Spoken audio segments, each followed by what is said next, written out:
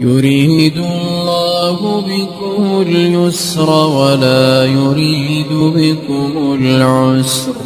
अस्सलामु अलैकुम वरहमतुल्लाहि वबरकातुहू। बिस्मिल्लाह वल्हम्दुलिल्लाह वस्सलातु वस्सलामु अला रसूलिल्लाह अम्मा बअद। क़ालल्लाहु तबारक व तआला निसाउकुम हर्सुल लकुम फअतू हर्सकुम अन्ना शि'तुम।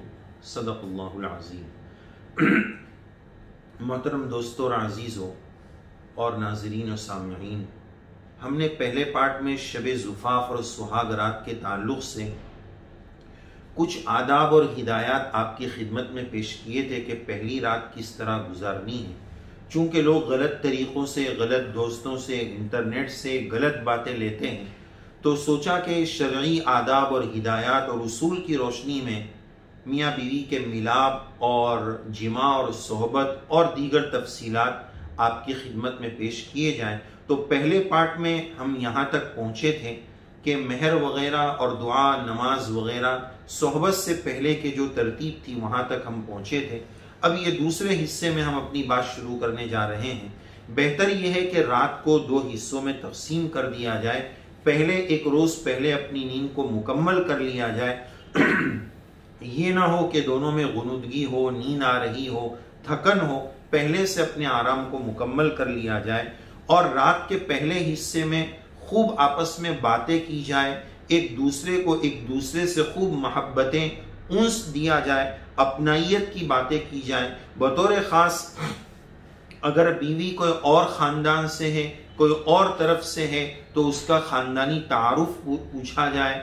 आपके दादा कौन है, नानी कौन है, फुला कौन है। तो उससे ये होगा कि उसको अपनाइयत महसूस होगी कि हाँ, अब ये मेरे बन रहे हैं, हम इनके बन गए तो ये भी हमारे बन रहे हैं। अब हमारा हर रिश्ता इनका रिश्ता बन रहा है, इसलिए ये हमारे दादा का भी पूछ रहे हैं, नानी का भी पूछ रहे हैं। तो इस तरह खानदानी तारुफ शुरू करें और खूब अपनाइयत देने की कोशिश करें कि उनको, आने वाली दुल्हन को उस घर में, उस कमरे में अजनबी महसूस न हो कि कोई नए चचा मिल गए हो, कोई नए अंकल आ गए हो, ऐसा महसूस न हो। ये तासुर देने की कोशिश की जाए कि लाइफ पार्टनर मिले हैं, कोई चाचा और अंकल नहीं मिले हैं। इसी तरह उनके जेवरात, उनके कपड़े जो दुल्हन ने पहने उसकी खूब तारीफ की जाए और झूठी तारीफ के बजाय जाहिर है कि उस दिन तो अच्छा ही पहना होगा, तो जो जो चीज अच्छी लगी उन तमाम चीजों की खूब तारीफ की जाए ताकि उससे उसको उन्स मिले, मोहब्बत मिले, अपनाइयत मिले। इसी तरह एक बात याद रखने की जरूरत है कि सोहबत में जिमा करने के लिए, इस मिलाप के लिए जल्दी न मचाए। पूरी जिंदगी अल्हम्दुलिल्लाह अभी मौजूद है, तो इसमें जल्दी न मचाए। और अगर पहली रात सोहबत नहीं हुई तो कोई मसला नहीं। पहली रात जिमा, मियाँ बीवी का मिलना, सोहबत का होना ये जरूरी नहीं है। बाज लोगों ने ये बात अपने जहन में बिठा ली कि पहली रात सोहबत नहीं होगी तो तलाक हो जाएगी, बीवी हराम हो जाएगी। ऐसा कुछ नहीं है। और बाज लोग ये समझते हैं कि वलीमा नहीं हो पाएगा, इसलिए करना मियाँ बीवी की मुलाकात और सोहबत और जिमा जरूरी है। ऐसा नहीं है। पहली रात अगर नहीं हुआ तो कोई मसला नहीं, उसमें जल्दबाजी न करें। और एक अदब यह भी है कि वो पहली मुलाकात में अपनी पसंद और नापसंद एक दूसरे आपस में शेयर कर लें। इससे बड़ा फायदा होगा, आगे चलकर लाइफ में बहुत फायदा होगा कि पहले ही दिन पता चल जाएगी ये बात कि मेरे सरताज और सरकार को क्या क्या पसंद है, क्या क्या नापसंद है, और मेरी वाइफ को क्या पसंद है, क्या ना। एक दूसरे की पसंद और नापसंद जब समझ में आ जाती है तो लाइफ बहुत आसान हो जाती है, वो गाड़ी बहुत अच्छे से चल पाती है। तो इस बात को भी मालूम कर लें। जैसे कि ऊपर कहा गया कि मियाँ बीवी की मुलाकात के लिए सोहबत में जल्दी न करें। बेचारे बाज दूल्हे इतने उसमें जल्दी मचाते हैं कि फिर दुल्हन को ये तासुर होता है कि गोया इसी के लिए मुझे बुलाया गया है, ये यही चाहते हैं और इनकी जिंदगी का कोई और मकसद नहीं। तो उसमें जल्दी ना करें। दोनों तरफ से मुकम्मल आमादगी और तैयारी जब तक सामने से जाहिर ना हो जाए, उसकी अलामतें ना मिल जाए, उसमें जल्दी ना मचाए। कभी ऐसा होता है कि लड़की है, कमजोर है, बेचारी थकी हुई है, और सबसे बड़ी बात यह कि वो माँ बाप जिन्होंने बचपन से आज तक पाला है, आज ये उनको छोड़कर आपके दर पर आ रही है और आपकी रफीक हयात बन रही है। ये छोड़ना कोई आसान बात नहीं, एक गम का पहाड़ है, ये बहुत बड़ी मुफारकत है। तो वो उस दुल्हन पर एक बोझ है, उसको भी हमें जहन में रखना है। सिर्फ अपने फायदे और अपनी चीजों को जहन में नहीं रखना है। वो आज अपने माँ बाप को छोड़कर आई है और हम इसके गम में शरीक होने के बजाय, साथ देने के बजाय, अपनाइयत देने के बजाय, मोहब्बत देने के बजाय हम उसमें जल्दी मचा रहे, ऐसा ना हो, इसका ख्याल रखा जाए। और कभी ऐसा भी होता है कि शौहर ये समझता है कि अब बस हमें सोहबत की तैयारी शुरू करनी है, जिमा करना है। तो कभी ऐसा भी होता है कि वहां गम की वजह से, या गम ना हो ऐसे ही उसी दिन हैज शुरू हो गया, 2-3 दिन पहले हैज आ गया, ऐसा भी मुमकिन है। तो उसमें मायूस होने की जरूरत नहीं है, परेशान होने की जरूरत नहीं है। वलीमा भी दुरुस्त हो जाएगा और पूरी लाइफ मौजूद है। इंशाअल्लाह आगे जाकर अल्लाह ताला बहुत मौके इस हलाल काम के लिए देने वाले हैं। तो अगर हैज बाई चांस शुरू हो जाए तो उसमें भी कोई मायूस होने की जरूरत नहीं है। कमरे को अच्छे तरीके से सजा लें, दोनों खुशबू का इस्तेमाल करें, मिसवाक का इस्तेमाल करें, मुंह की सफाई का एहतमाम करें। और ये बात मुंह की सफाई, अपनी जाती सफाई, इसका ये पहली रात नहीं बल्कि लाइफ टाइम इसका एहतमाम। बतौर खास औरतों को चाहिए कि जब वो बाहर जाती है तो मेकअप करती है, घर में जो है वो काम वाली की तरह मैली कुचैली रहती है, नहीं। जब भी शौहर आए इस तरह वो तैयार रहे कि शौहर उसको देखकर खुश हो जाए, उसकी नजरें जो है उसको देखकर खुश हो जाए और उसको खुशी और फरहत महसूस हो। इस तरह अपने आप को बनाकर रखें। मिसवाक का एहतमाम करें ताकि एक दूसरे की मुंह की बदबू से एक दूसरे को कराहत और नागवारी ना हो, इसका ख्याल रखें। इसी तरह सोहबत में पहला स्टेप उसी पर न चले जाए, उसके पहले की जो एडवांस की चीजें हैं, मसलन किस है, बोसो कनार है, उससे बात शुरू करें। नबी करीम सल्लल्लाहु अलैहि वसल्लम, देखिए शरीयत में हर बात मौजूद है, हदीस पाक में हर बात मौजूद है। नबी करीम अलैहिस्सलातु वस्सलाम का ये अमल हदीस पाक में मौजूद है कि आप सल्लल्लाहु अलैहि वसल्लम ने रोजे की हालत में भी अज़वाज मुतहरात का बोसा लिया है। अब लेना जायज है नाजायज है ये एक अलग मसला है, इसका तफसीली वीडियो जो है हमारे चैनल में मौजूद है, लेकिन आपने लिया है। इसी तरह आप सल्लल्लाहु अलैहि वसल्लम ने अबू दाऊद शरीफ की रिवायत में गालिबन है वुजू फरमाया, नमाज के लिए आप तशरीफ ले जा रहे हैं, नमाज से पहले आपने अपनी जोजा का बोसा लिया, फिर आप नमाज को तशरीफ ले गए। तो देखें, अंदाजा लगाएं, हम इसमें बखीली ना करें, ये कोई गंदी चीज नहीं है, ये अपनी रफीक हयात है, अपने घर का मामला है, तो इसमें कंजूसी की जरूरत नहीं। यह हदीस पाक से साबित है। देखिए, इस्लाम हमें कितनी बुनियादी बातें बताता है। ये कोई बेशर्मी की बात नहीं है, ये सीखने और समझने की बात है कि ये आदाब और उसूल के दायरे में। लोग आज हराम में नहीं शर्मा रहे, नहीं डर रहे, तो फिर हम हलाल की वजाहत में क्यों शर्माए। बहरहाल, इसी तरह कपड़े उतारने में जल्दबाजी न करें, और मर्दों को चाहिए, शौहरों को चाहिए कि कोई इस तरह की आर्टिफिशियल दवा का इस्तेमाल न करे कि उसकी वजह से टेम्पररी सेक्स पावर बढ़ जाए। ऐसी दवा का इस्तेमाल और सेवन नहीं करना चाहिए। जो नेचर है, जो नेचुरली है, जो फितरी है, वही असल है। ये तबीयत को बिगाड़ सकता है, नुकसान पहुंचा सकता है। हाँ, किसी को कोई इस तरह की बीमारी है तो हकीम साहब उसके लिए तैयार है, हकीम साहब का एक मुस्तकिल इलाज करा ले, डोज ले लें, लेकिन सेक्स पावर को पहले दिन बढ़ाने के लिए इस तरह की दवाइयों का इस्तेमाल ये मुनासिब नहीं। और जैसे कि कहा गया कि औरत राजी है कि नहीं सेक्स के लिए और सोहबत के लिए, उसका भी हम जरा अंदाजा लगाएं। उसका अंदाजा कभी कभार औरत के आंख के खुमार से, आंखों के अंदर जो रंग होता है वो अगर हमें पढ़ने आता हो तो उससे होता है।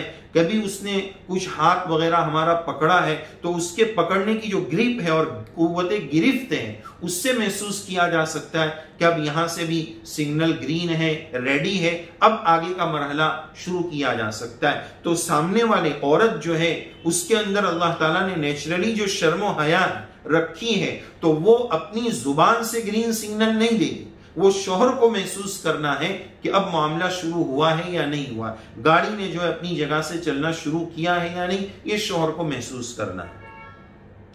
इसी तरह कपड़े उतारना मुकम्मल ये जायज तो है, लेकिन मुकम्मल बरहना होकर, नंगे होकर सोहबत करना ये अदब के खिलाफ है। बेहतर ये है कि ऊपर से एक चादर ओढ़ ली जाए, इसका एहतमाम किया जाए। अगर पूरे बरहना है, इस हालत में कर रहे हैं, जायज तो है, लेकिन बेहतर और अच्छा नहीं है। बेहतर यह है कि पूरी चादर ओढ़ ली जाए। और एक दूसरे की शर्मगाह देखना ये मुनासिब नहीं है, दुरुस्त नहीं है। हदीस पाक में भी इस सिलसिले में वजाहत मौजूद है।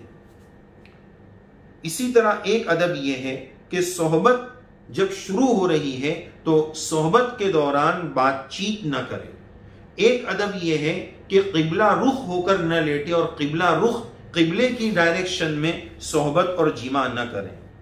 और मर्द को चाहिए कि जहन जिमा से पहले से खाली रखे। बाज़ मर्तबा ऐसा होता है कि ये पहला मौका है, वो पहले ही से इतने जज्बात में आ गया कि अभी सोहबत हो नहीं पाई, जिमा हो नहीं पाया, और वो डिस्चार्ज हो गया, उसका इंजाल हो गया, उसकी मनी खारिज हो गई, तो पूरा मामला और खेल बिगड़ सकता है। तो जहनी एतबार से पहले से अपने आप को जिमा से फारिग रखना है। दोनों की गाड़ी एक साथ शुरू करनी है। ये नहीं कि एक पहिया पहले चलेगा फिर पीछे से दूसरा आएगा, दोनों की शुरुआत एक साथ हो, इसका ख्याल रखना है।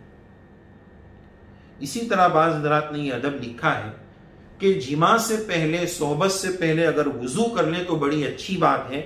इसका एक फायदा ये लिखा है कि सोहबत के दौरान ब्लड प्रेशर जो है वो हाई होता है, तो वो नॉर्मल रहे, इसके लिए वुजू कर लें। और दूसरा फायदा इस वुजू का ये लिखा है कि डिस्चार्ज और इंजाल जल्दी ना हो जाए, मनी जल्दी से मर्द की ना निकल जाए, इसलिए उसके लिए वुजू करने का लिखा है कि वो वुजू का एहतमाम कर ले। अब जिमा और सोहबत का क्या तरीका है, उसकी क्या तरतीब है, बस इतनी बात है कि अगले हिस्से में, अगली शर्मगाह में सोहबत और जिमा करना है। मियाँ बीवी की शर्मगाह एक दूसरे में शोहर की शर्मगाह औरत की शर्मगाह में दाखिल होगी, अगली शर्मगाह में इसकी रियायत करना है। अलबत्ता उसका तरीका क्या है, तो किताबों में ये बात मिलती है कि बस अगली शर्मगाह इसकी रियायत शरीयत में जरूरी है, और उसकी तरतीब जो भी हो, अंदाज जो भी हो, दो तरतीब मिलती है किताबों में। एक का इशारा कुरान मजीद की आयत से मिलता है और एक का इशारा हदीस पाक से मिलता है। कुरान मजीद की आयत फलम्मा तगश्शाहा हमलत हमलन खफीफन फमर्रत बी, इस आयत शरीफा की रोशनी में एक सोहबत का तरीका ये मिलता है कि औरत ऐसी चित लेट जाएगी लंबे, और उसका जो धड़ है ये ऊपरी तरफ होगा और मर्द उसके ऊपर उल्टा लेट जाएगा, और औरत के पार्ट्स ऑफ बॉडी के हर उज़्व के मुकाबले में मर्द का उज़्व आ जाएगा, उसी पोजीशन में उल्टा मर्द लेट जाएगा, गोया मर्द ने औरत को मुकम्मल ढांप लिया है।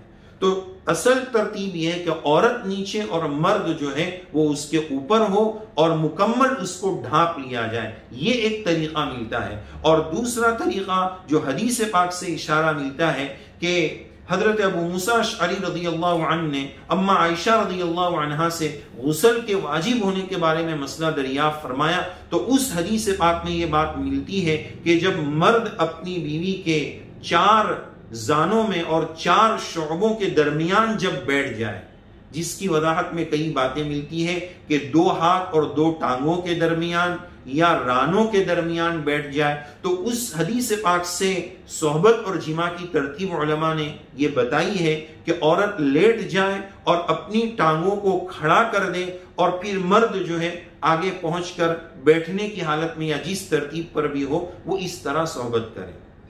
तो बहरहाल ये बताना इसलिए भी जरूरी है, इसमें शर्म और हया जाहिर है कि इस तरह की चीज है, बोलने में एक किस्म का तकल्लुफ है, लेकिन हमारी नौजवान नस्लें गलत रास्ते पर न जाए, इसलिए इसका सही तरीका, ये नेचुरली चीज है, नेचर को नेचर के मुताबिक करेंगे तो वो इंसान है, वरना वो जानवर और हैवान है। तो बहरहाल उसमें हजरत आयशा रज़ियल्लाहु अन्हा ने ये बात बताई थी, उससे ये तरतीब और ये तरीका मिलता है। अच्छा, सोहबत शुरू करने से पहले एक दुआ बताई जाती है। अगर अभी कपड़े उतारे नहीं हैं तो वो दुआ को बड़े एहतिमाम के साथ पढ़ना चाहिए। उस दुआ का लाइफ टाइम जब भी मियाँ बीवी की मुलाकात हो एहतिमाम के साथ उस दुआ को पढ़ना चाहिए। अल्लाहुम्मा जन्निबिश शैतान, अल्लाहुम्मा जन्निबनश शैतान, बिस्मिल्लाह, शुरू में बिस्मिल्लाह पढ़ ले, बिस्मिल्लाह, अल्लाहुम्मा जन्निबना व जन्निबिश शैतान मा रज़क़तना, अल्लाहुम्मा जन्निबना, अल्लाहुम्मा जन्निबनश शैतान व जन्निबिश शैतान मा रज़क़तना, बिस्मिल्लाहि अल्लाहुम्मा जन्निबनश शैतान व जन्निबिश शैतान मा रज़क़तना। इस दुआ का खुलासा क्या है कि या अल्लाह शैतान से हमें महफूज कर दीजिए और इस जिमा और सोहबत के नतीजे में जो आप रोजी औलाद की शक्ल में हमें देने वाले हैं उसको भी शैतान से हिफाजत फरमा दीजिए, उसकी भी शैतान से हिफाजत फरमा दीजिए। बिस्मिल्लाहि अल्लाहुम्मा जन्निबनश शैतान व जन्निबिश शैतान मा रज़क़तना, बिस्मिल्लाहि अल्लाहुम्मा जन्निबनश शैतान व जन्निबिश शैतान मा रज़क़तना।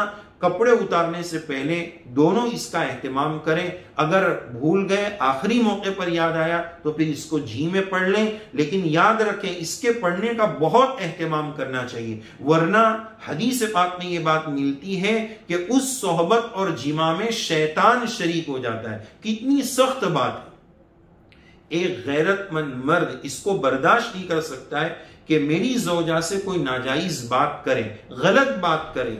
जब गैरतमंद शौहर इसको बर्दाश्त नहीं कर सकता है तो उसकी ज़ौजा के साथ कोई सोहबत करे, शैतान मरदूद करे, वो कैसे बर्दाश्त होगा। तो इस गैरत मर्दानगी का और हमीयत का तकाजा यह है कि हम इस दुआ का खुसूसी एहतिमाम करें। बिस्मिल्लाहि अल्लाहुम्मा जन्निबनश शैतान व जन्निबिश शैतान मा रज़क़तना। इस दुआ का हम एहतिमाम करें और सोहबत से फारिग होने के बाद जी जी में ये दुआ पढ़ लें।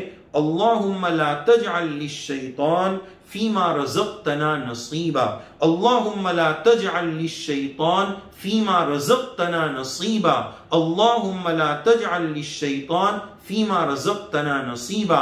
या अल्लाह इस जिमा और सोहबत और मिलाप के नतीजे में जो औलाद की नेमत हमारे नसीब में और हिस्से में आप देने वाले हैं उसमें शैतान का हिस्सा न मिलाइए। ये भी बड़ी अहम दुआ है, आने वाली अपनी नस्ल के शैतान से हिफाजत का मजबूत हथियार है। तो इस दुआ के पढ़ने का भी हम एहतिमाम करें। तो बहरहाल ये आदाब है, इन आदाब की हमें रियायत करना है। निसाउकुम हर्सुल लकुम, कुरान मजीद की आयत बता रही है कि तुम्हारी बीवियां तुम्हारे लिए खेतियां हैं। फअतु हर्सकुम, तुम खेती करो जिस अंदाज में चाहो। लेकिन खेती का लफ्ज बता रहा है कि अगले मकाम में सोहबत और जिमा हो, यानी खेती बढ़नी चाहिए। तो वो खेती कहां से होगी? अगले मकाम में होगी। हर्स और खेती का लफ्ज इशारा कर रहा है पिछले मकाम में जायज नहीं। ये सोहबत में चंद चीजों की रियायत जरूरी है कि ओरल सेक्स, मियां बीवी का एक दूसरे की शर्मगाह को मुंह में लेना, इस ताल्लुक से हमारा जो वीडियो है वो आसान दीन चैनल पर मौजूद है और लोग इसी तरह के वीडियो ज्यादा देखना पसंद करते हैं। इत्तेफाकी बात कहिए कि सबसे ज्यादा हमारे चैनल पर जो वीडियो देखा जाता है वो यही है। तो बहरहाल इसके ताल्लुक से भी हम हिदायत सुन लें, शरीयत में इसका क्या हुक्म है। ये मुनासिब नहीं है, बिल्कुल अदब के खिलाफ है। इसी तरह दूसरी बात, पिछले मकाम पर, पाखाने के मकाम पर सोहबत न करे। ये इंसानी गैरत और तबीयत और इंसानी फितरत के खिलाफ है। वो कोई खेती की जगह नहीं, वो नजासत की जगह है। इसी तरह तीसरी बात, हैज की हालत में सोहबत न करें। वला तक़रबूहुन्ना, कुरान मजीद की आयत है। तो ओरल सेक्स पिछले मकाम पर न हो, तीसरी बात हैज में ना हो। इन तीन बातों की रियायत करते हुए वो सोहबत कर सकता है, शरई दायरे में रहकर कर सकता है। इसी तरह एक अदब का यह ख्याल रखें कि जहां पर जो बेड और बिस्तर है, सोहबत की जो जगह है, उस पर कोई अलग से कपड़ा बिछाने का हर सोहबत में एहतमाम करें, ताकि वो बिस्तर, वो लिहाफ जिस पर सोया जा रहा है, उसमें कोई नापाकी का खतरा और कतरा ना हो जाए, लग जाए, आगे चलकर वसवसा न पैदा हो जाए। तो जब भी सोहबत का इरादा हो, पहले उसको बिछा लिया जाए ताकि बिस्तर और लिहाफ वगैरह मनी वगैरह के कतरात से नापाक ना हो सके। अगर हो जाए तो गद्दों को पाक करने का क्या तरीका है, इस ताल्लुक से भी हमारा वीडियो मौजूद है। तो दुआ भी बता दी गई। अब उसके बाद एक अहम बात यह अर्ज करनी है कि उमूमन ये होता है कि ये पूरी रात गुजरने के बाद जो अगला दिन होता है तो लड़की की सहेलियां और लड़के के दोस्त पूछते हैं रात की कमेंट्री क्या हुई, किस तरह रात गुजरी। अपनी मियाँ बीवी की मखसूस मुलाकात की बातें दूसरों को बताना ये सख्त बेशर्मी और बेहयाई और गैरत ईमानी के खिलाफ है। मुस्लिम शरीफ की रिवायत में इसकी सख्त मुमानअत मौजूद है। ये इंसानियत के खिलाफ है, ये सरापा दयूस है। लिहाजा अपनी पर्सनल बातें दूसरों से शेयर करना ये बिल्कुल गलत बात है, तो वो दोस्तों में न करें। इसी तरह जब उस कमरे से फारिग हो, सुबह जब निकले तो कोई अलामत ऐसी चीज कमरे में न रहे, मसलन अंदर के कपड़े हैं या कोई और चीज, रात में टिश्यू पेपर इस्तेमाल किए या कोई ऐसी चीज इस्तेमाल किए जो लटक रही है, लोग उसको देखकर अंदाजा लगाएं, हंसे, हंसी मजाक करें, ये सब गैरत के खिलाफ है। ऐसी कोई अलामत की चीज उस कमरे में न रहे, मुकम्मल सफाई का उसमें एहतमाम रहे। इसी तरह ये जिंदगी भर का मसला है सोहबत का। तो अब वुजू और गुस्ल के बुनियादी मसाइल, कब कब गुस्ल फर्ज होगा, किन पानियों के निकलने से गुस्ल और वुजू, इसकी भी जानकारी मसाइल की रोशनी में हमारे पास होनी चाहिए। और सोहबत करने के बाद फौरन गुस्ल जरूरी है यानी, इसके ताल्लुक से भी हमारा वीडियो मौजूद है। बेहतर तो यही है कि गुस्ल कर लें, ये नहीं कर सकता है तो वुजू कर लें, और सुबह उठकर गुस्ल करने की भी गुंजाइश और इजाजत है। लेकिन आखिरी दर्जे में उस नापाकी और गंदगी जो शर्मगाह पर लगी हुई है उसको साफ करके सोए, और जब इतना कर लिया है तो वुजू भी कम से कम कर ले तो बहुत अच्छा रहेगा। सबसे अच्छी बात तो यह है कि नापाकी की हालत में रात न गुजरे, इससे गुस्ल का ही एहतमाम कर ले। अगली बात कि औरत की तबीयत की रियायत करें, जानवर की तरह उस पर सवार ना हो, वक्त बेवक्त उसकी तबीयत का कोई ख्याल न रखे, हर वक्त बस एक ही धुन लगी हुई है, जानवर की तरह एक ही बात धुन सवार है, ऐसा नहीं होना चाहिए। ये दोनों तरफ की चीज है, एक दूसरे की रियायत दोनों पर लाजिम है। और सोहबत के आदाब में इस बात का भी ख्याल रखें कि औरत की फरागत, औरत के डिस्चार्ज होने का भी इंतजार करें। उम्मन ये होता है कि मर्द डिस्चार्ज हो गया तो वो अलग हो जाता है, उससे औरत को नागवारी होती है कि इन्होंने मेरा ख्याल नहीं रखा, खुद का काम हो गया तो हट गए। तो ये गाड़ी जितनी दोनों पहिए साथ में चलेंगे उतना दोनों एक दूसरे को लुत्फ देंगे, एक दूसरे को फायदा होगा। तो उसकी फरागत और उसके डिस्चार्ज होने और उसके फारिग होने का भी इंतजार करना चाहिए, इसमें उसको साथ देना चाहिए। इसी तरह कभी ऐसा होता है कि एक ही मौके पर 2 मरतबा सोहबत करना हो तो उसकी भी गुंजाइश है। बेहतर यह है कि 2 सोहबत और जिमा के बीच में वजू कर लें। एक मरतबा किया सोहबत, फिर आधे घंटे के बाद फिर तकाजा हुआ तो कोई हरज नहीं, कर सकते, हलाल है, अपनी बीवी है, अपना शौहर है। लेकिन इसके दरमियान बेहतर यह है कि वुजू कर लें। एक मरतबा रसूलुल्लाह सल्लल्लाहु अलैहि वसल्लम ने एक ही रात में तमाम अज़वाज मुतहरात से मुलाकात फरमाई और हर मुलाकात के बाद गुस्ल करना हदीस पाक से साबित है। शरीयत का अंदाजा लगाएं, ये बातें शरीयत में अहादीस में वजाहत के साथ मौजूद है। क्यों दी गई कि आपको कहीं और जाने की जरूरत नहीं, सब कुछ इस्लामी हिदायत शरीयत में मौजूद है। इसी तरह कभी कभार ऐसा होता है कि पहली सोहबत में औरत को तकलीफ ज्यादा होती है, पर्दे बकारत जो बोलते हैं उसका वो खत्म होता है, वो हटता है, वो फटता है तो खून निकलता है बसा औकात, तो जिसकी वजह से उसको तकलीफ ज्यादा होती है। तो इसलिए पहली सोहबत में इसका खास ख्याल रखें। नीज एक और बात कि कभी ऐसा होता है कि खून नहीं निकला या पर्दे बकारत का कोई और मसला रहा तो शौहर बदगुमान न हो कि यार खून क्यों नहीं निकला।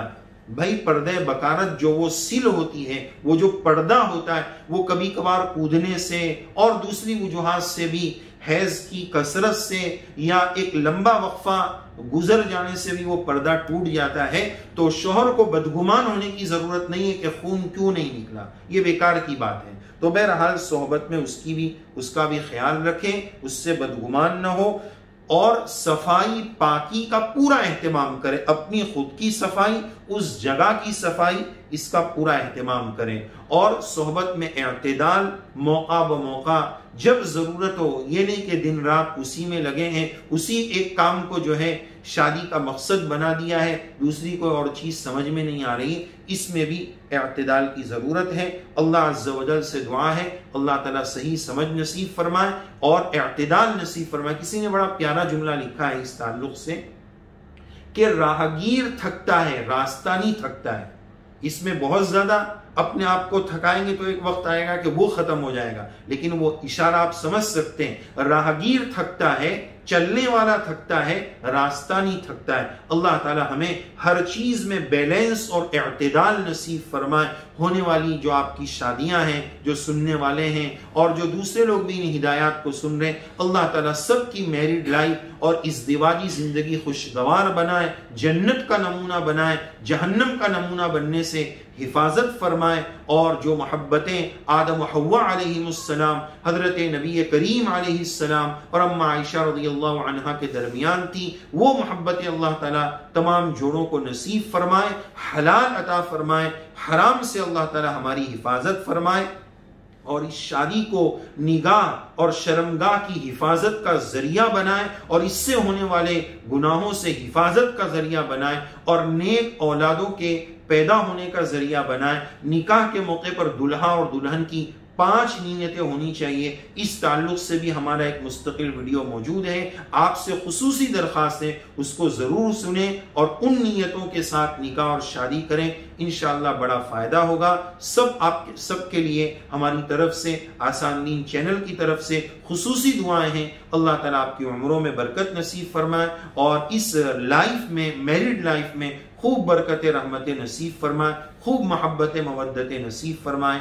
आमीन या रब्बल आलमीन। व आखिरु दअवाना अनिल हम्दुलिल्लाहि रब्बिल आलमीन।